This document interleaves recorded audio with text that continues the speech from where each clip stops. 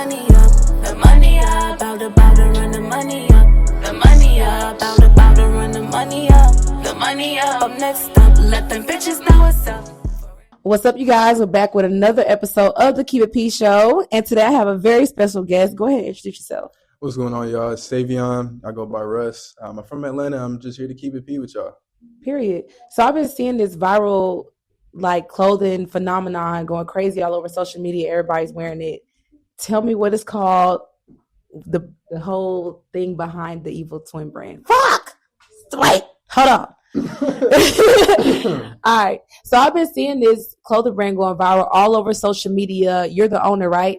Tell us about it. Tell us the name, where it came from. Just tell us a little bit about the history. Okay. So it's called Evil Twin. And, just to give you, I guess I'll start from all the way to point A. So I used to do music. And truthfully, I'm always a creative person. Just growing up, I was always creative, whether it was drawing, making music, this or that.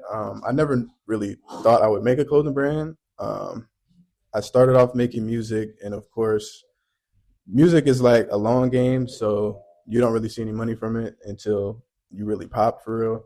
So I was really just trying to think of ways I can turn my creativity into profit. So it was maybe 2 years ago or a year and a half ago, I came across a YouTube video. I can't remember exactly who it was by. It might have been Dior Ray or something like that. And it just kind of sparked my interest, just seeing somebody turn an idea into money. So one thing led to another. I started watching videos, studying on it, and I made my first drop. And ever since then, it's been up from there. That's crazy. So what kind of music? I didn't know you made music. So what kind of music were you making prior? Does it match the look of the clothes? A little bit. I'll give you my old music when we leave here, but it was some hip hop rap stuff. Oh, so you was trying to be a gangster rapper? I wouldn't say gangster, but... You give me Lil Uzi vibes, just kind of cool, unique, rock star. I'm chill. You feel me? Was rap rock? Nah, more melodic rap. Okay. Maybe think of Gunna or something like that. I could see that. So I feel like Evil Twin has a really distinct aesthetic. How would you describe your brand's identity? What sets it apart from just average streetwear? Yeah, so a lot of people think Evil Twin is demonic, which I'll get into that in a second. It's really not. But as far as the aesthetic and the vibe, of course, it's a darker, grungy vibe. I didn't want to go full on Ken Carson, chains and, metal everywhere. But it's kind of a blend. I want it to be a blend of luxury and streetwear. So I always make sure all my products are high quality. All my videos are high quality. All my content is high quality, but it still has an edgy feel to it. So what does Evil Twin mean? How did that name come up? Yeah, so a lot of different brand owners start their process differently. So for me, I came up with the name and then I put a meaning behind it. So for me, Evil Twin is just kind of an alter ego. So it's basically the side of you that isn't afraid to show itself to the world, because I feel like all of us have a side to us. It's kind of code switching. So you act one way here in a certain environment and act another way in another. So it's kind of just a duality. Okay. Speaking of code switching, to me, Evil Twin gives hood meets rock. It's like you say, a grunge feel, but it still got that street, very connected to it's just urban. How do you connect with a urban type of culture being from Gwinnett, a more gated community type of area? Where are you from? How you get the suburbs to mix with a hood vibe aesthetics? Where am I from? Yeah, where are you I'm from Old Nat. Okay. Right here. You been to Gwinnett before? I actually live in Gwinnett right now. I live in Snellville. For real? You been to Norcross? Have I been to Norcross? Yeah, I've been to Norcross. It's a lot of Mexicans live out there in Norcross. Yeah, I was going to say, so I'm from the Strip. So I'm not going to say it's the hood, but it's the hood of Norcross, I would say, if that makes sense. Because, you think of Gwinnett, you do think gated community, but I ain't have shit growing up, you feel me? I grew up in Doraville, and then, Doraville's DeKalb, and then I moved to Norcross. So it was it wasn't all Gwinnett, it wasn't all Doraville, but I also went to school at Georgia State, so I was also downtown a lot. Mm-hmm. and I feel like Atlanta is so connected regardless. Like you don't necessarily have to be in the city to be influenced by Atlanta culture. Um, so I I agree. guess your question was how did I connect it? Um, I just feel like Atlanta's so small to the point where you can be influenced by Clayco and be in Gwinnett. You feel me? So True.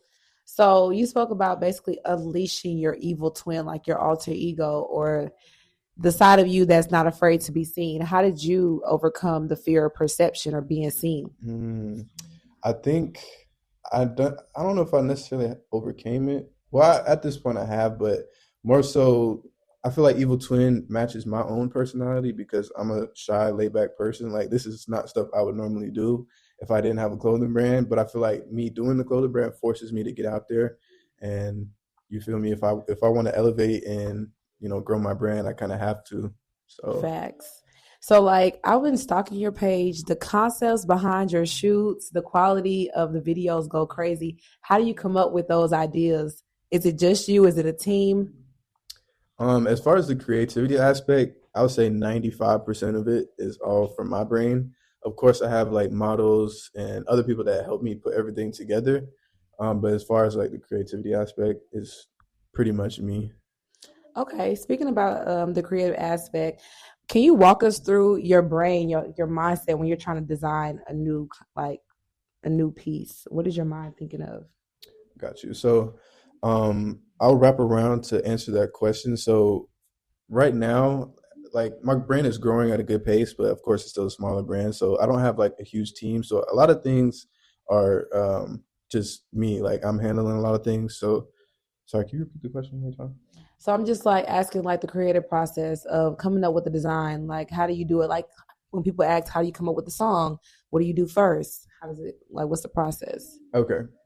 So yeah, that's where I was going with this. So eventually I want to like grow a team so I have like an in-house designer, in-house manufacturer. But like right now I'm handling everything when it comes to designing to content creation, and everything like that, even the back end stuff. So I feel like me personally, I'm more of a content creator. Like if I don't have to design clothes and I can just film and make content, I'm cool with that. I feel like designing is the hardest part for me because I'm not very artistic with the hand. So everything is just in here for me. So I'm blessed just to have found a good manufacturer that I can like relay my ideas And they to. bring them to life. Exactly, exactly. But to answer your question more precisely, I do a lot of I follow like a lot of fashion influencers, other clothing brands. I'm a Pinterest addict, so like I'll just like scroll, start saving stuff that I like, and just ideas just spark from seeing other things in the world and other people, other brands. Okay, with being influenced and like being able to piggyback off of others' ideas, is it hard to make sure you don't copy or look too much like somebody else's? Or do you just like take a little piece, blend it with something that you like? Like, how do you make sure you're still original with still being able to get like inspiration from other artists? Yeah, I think that's a problem in the clothing brand community right now. It's a lot of oversaturation and kind of not necessarily copycats, but a lot of the similar pieces. So it's like everybody can make a tracksuit, everybody can make joggers, but for me, I try to make like pieces that normally people wouldn't make. Like I don't know if you've seen the fur pants. I love those fur Not a lot of pants. people would make those, and I feel like that's part of the reason why it went viral because it's so unique. So I just try to add my own flair to everything. Like I might take a singular idea or like, oh, I like the fabric they use, so I'll use that fabric but come up with my own idea for it. Just kind of like Hmm. that, like bits and pieces of different things, not necessarily like a whole concept from one Right. person. Okay, so being that you're basically a one man powerhouse with a few helping hands here and there, how do you manage like the workload and the stress? Because I know even for me, like I have a pretty small team of my own and it's still a lot. So how do you balance like regular life with trying to like build an empire? I don't think there's a such thing as balance. I think it just is what it is. Truthfully, like, because this isn't my only business either. So I just do what I got to do. Sometimes I might get 3 hours of sleep one night. Sometimes I might not even sleep. If this is something I want to do, I got to make sacrifices one way or another. Everything still gets done. It might be days where I don't feel like doing anything, but at the end of the day, this is what I want to do. So I just gotta do what I gotta do. What other businesses do you have? I got a car rental business. Like Turo? No, everybody say that, but it's I don't want to get it's some sauce, so I don't want to get too deep. We can talk about it off camera, but um, basically I rent privately to gig Hmm. drivers, so like people that do Uber Eats and DoorDash and stuff like that. You pretty much seem young and turned. How old are you? 24. I saw you flexing in the vet. Your mom proud, your parents Oh proud. yeah, for sure. You helping them out, taking care of them a little bit Oh here. yeah, sure. Whatever they I love need, they can that. ask me. Were your parents really supportive when you started this brand? Did they see it taking off and being what it's became today? Yeah, I think like I mentioned earlier, I'm always like creative and like I've been entrepreneurial since I can remember. So of course, like when they saw I was starting another business, something like they didn't think twice of it. They're like, oh, he doing this now or whatever. But they always supportive. Like I don't think they thought I was gonna go this far with it or like take it this seriously. But they're always supportive of everything I do. I like that. Speaking of support, I feel like your TikTok has really grown. You almost have like 7,000 followers. I see people all in your Instagram comments. How do you feel about the community you built of supporters and people that look forward to the drops and that love the content? Like, how do you connect with them? That's a great question. I love building. Like I said, I'm more of the content, less of the designer. So for me to be able to like build a following on social media, it makes me feel really good that people like the stuff that I'm making. It just makes me feel like I'm doing something right. And also like I'm not one of the people who like get turned and then turn their back on everybody. Like I'm so thankful for every single person who's ever shot with me, every single person who's commented on a video. Like I'm just so grateful for them. So I always try to be fair to everybody, like do giveaways or like do discounts and specials or lower my prices just to make everybody able, not everybody able to buy, but everybody to feel appreciated. Right. Give them like access. Yeah. Okay, cool. I like that. So I've been seeing a couple of rappers here and there wearing your merch. How do you connect that? Like, are you asking them like, hey, like offering them free merchandise, or are they like looking like knocking down your door? Like, how do you do that? It's a little bit of both. So sometimes I'll do some legwork and like try to get in where I can, like message a manager or a friend or something like that. But truthfully, I got a lot of friends who know people. Even I just know people too. Like my friend Reese, shout out Reese. He's a videographer, so he knows a lot of rappers and musical artists. So I can get plugged in like that. A lot of people come out of the Norcross area too that are famous, so I'm just easy access there. Some people just DM me like, "Yo, I like what you got. Can we get some?" So it's just a little bit here, a little bit of that, and then of course as I grow and the more people that put eyes on my brand, it's just easier access to other people. How do you choose your models? Um, so far it's just been people I know, like that I've went to school with and things like that. There's a couple that I just met just off IG, like seeing their aesthetic and feeling like their aesthetic matches my brand's aesthetic, so I reach out to them. But really, I've been keeping as of lately like the same 3, 4 models for my brand because I want to build like a sense of familiarity. Hmm. So like if people see my one of my models is like, oh, that's Evil Twin, because you That's never really smart. see my face on my brand page. Like I'm always behind the camera. I don't really model too much. Do you feel like you will ever get into like styling? I feel like inevitably, yeah, inevitably just building the brand. I feel like I would. I feel like you got the style. I like what you got on. We're gonna have to make you like stand up for the camera at the end or something. I'm Okay, I liking do a the little whole fit check. aesthetic. Yeah, I Little like fit the check. look. We need a fit check. Okay, cool. Okay, so every entrepreneur faces hurdles. You spoke a little bit about some of the challenges you face. I like this platform to be able to give people advice. So, can you talk about some of the hurdles you faced and how you got over them? Like, even just maybe dealing with self doubt, like the mentalness of it all. Like, how do you deal with that? hmm like I said, I have another business, so I feel like it was less stressful for me to start because I was not necessarily in a fight or flight mode. So I feel like that's where a lot of people end up failing is because they feel like they have to succeed, they have to do this. Like if I don't do this, I'm gonna be evicted tomorrow. You feel me? But I was blessed enough to be like in a space where I can just let my creative juices flow. So I wasn't too worried about like failing or whatever. I was just doing it because I enjoyed it more so.